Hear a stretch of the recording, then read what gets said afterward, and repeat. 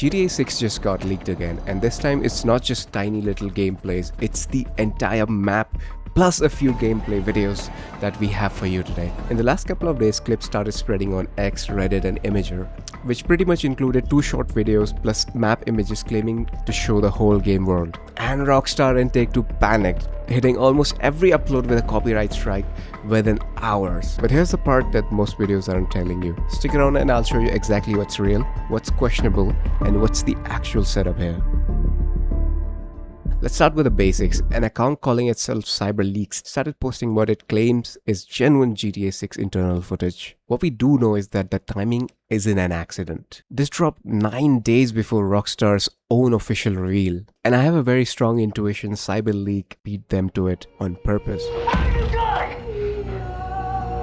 So the obvious question is any of this even real? The 2 gameplay clips are being treated almost certainly as authentic by multiple outlets, including confirmation by sources close to Rockstar itself, and the takedown response from Rockstar backs that up. Publishers don't usually move this aggressive when something is fake. But here's the catch, the footage looks like it's from an older build, somewhere around 2022 and 23, based on the metadata in the file. So even if it's real, it might not be what actually ships in November. It's a snapshot of the game that had years to change. The map though, that's a totally different story. A couple of county names in it have never shown up anywhere before. Not in the trailer, not in any fan project, but the community that has been mapping GTA 6 for years is calling a specific map doubtful. So gameplay, probably real. Map, it's a lot shakier. Let's get into what actually is in these clips, starting with the home basketball video. The first one opens with Jason on the deck of his place, looking out over the waters. In the corner there are 2 separate money numbers, one for the cash on him and one for the stash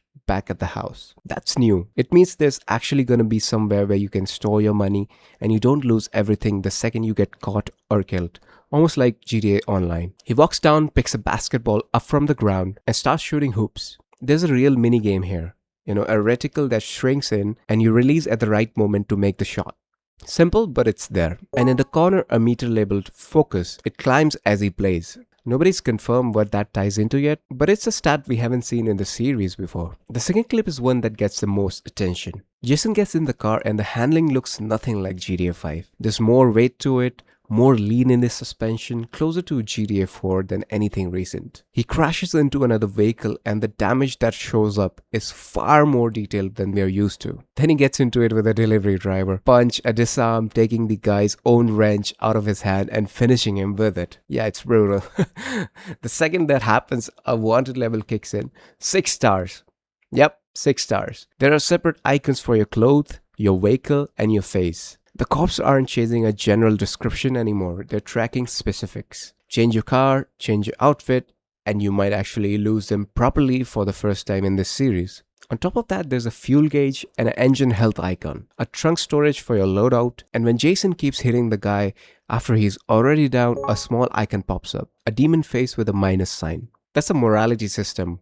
Honor, basically the same idea from Red Dead Redemption 2 showing up here. Now quick word on the map as it's getting almost as much attention as the gameplay. Dozens of islands with couple of county names nobody has heard before. That part is genuinely interesting. If someone were faking this, why invent brand new names instead of copying what fans already guessed? But the actual mapping community, the ones that have been doing this for years, still aren't convinced. So take this one with more salt than the gameplay clips. Now let's talk about the twist. Now here's the part I want you to pay attention to, because almost nobody's covering this leak is being upfront about it. CyberLeak didn't just drop footage and disappear. They published a manifesto, like 3 demands dressed up as commandments. Stop digital pre-orders before people can actually review a game. Stop locking finished content behind a more expensive edition. And guarantee single-player content stays playable offline permanently. Even pointing to Ubisoft's The Crew, a game that got shut down and became completely unplayable, as the example they don't want to repeat. On paper, those are fair complaints. People have been saying this for years.